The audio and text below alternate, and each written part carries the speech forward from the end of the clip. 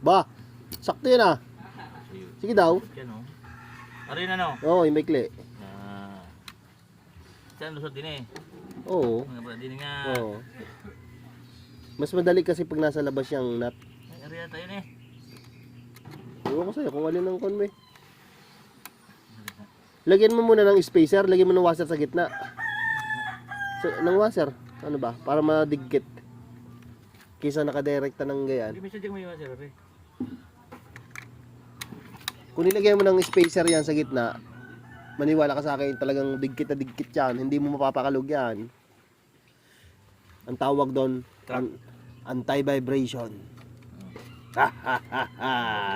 Iwas kilig-kilig. Ito, tutoy. Nasaan? Wala. Parang dili aray eh. Yan ang nasabi ko sa iyo.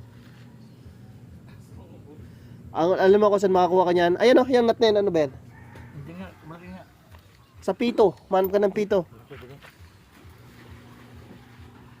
Masayo. Loko talaga. Ang galing mo dumiskarte. 2 piraso, ang dami yan eh. Ang daming piraso na dali mo ah.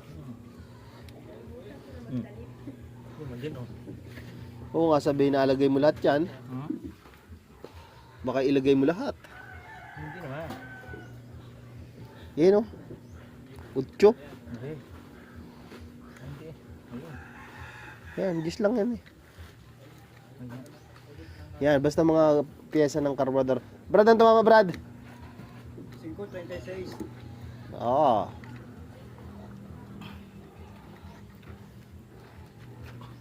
Yan. Unahin mo na higpitin yan. Gay, diretso mo na yan. Pinari. Oo. Opo, engineer. Ko. Gay, tadjaki. Brad, tadjaki yung motor. Pwede na yan. Oo, ganda niyan. Numero ko rin yun. Numero din natin ni Yuni. Kaya yung kay Jason mga isang linggo na tayo. Paldo yun. Hindi, yung kay... 26, tumbok sa... Yun na rin kay Tulaw. Ha? Yun na rin yung kay Tulaw. Ah, Patama yung Tulaw na yun. Doon tumayan umaga. Province eh. kay Jason, kay nga dyan, kay Jason Tumama. Hmm? Kay Jason, kay Kay Jingle. iyo yun na yun. Kay Jingle. Ha? Jingle Tumama. Ah, dalawa sila. Pati si Yoy. Dalita lang daw sa kanto. Nagbalita ko sa kanto. Ayaw. Hindi silang mag-asawa.